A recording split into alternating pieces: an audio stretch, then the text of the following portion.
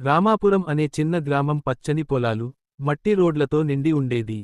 ప్రతి ఉదయం ఆ గ్రామంలో ఒకే శబ్దం వినిపించేది. సైకిల్ గంట శబ్దం.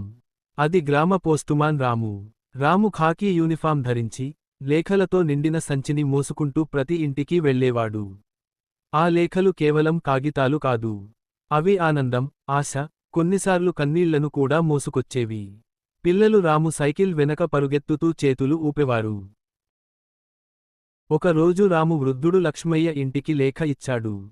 అది ఆర్మీలో పనిచేస్తున్న అతని కొడుకు పంపిన లేఖ. లేఖ చదివిన లక్ష్మయ్య కళ్లలో ఆనందపు కన్నీళ్లు వచ్చాయి.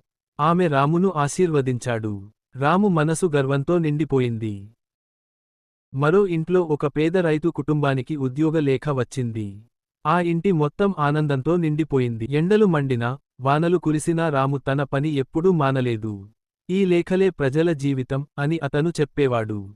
సాయంత్రం అలసిపోయినా చిరునవ్వుతో రాము ఇంటికి చేరేవాడు. అతని పిల్లలు అతన్ని కౌగిలించుకున్నారు. భార్య ఒక కప్పు వేడి టీ ఇచ్చింది. రాము ధనవంతుడు కాదు, పేరు ప్రఖ్యాతులు ఉన్నవాడు కూడా కాదు. కానీ రామాపురం గ్రామ ప్రజలకు అతను ఆశను మోసుకొచ్చే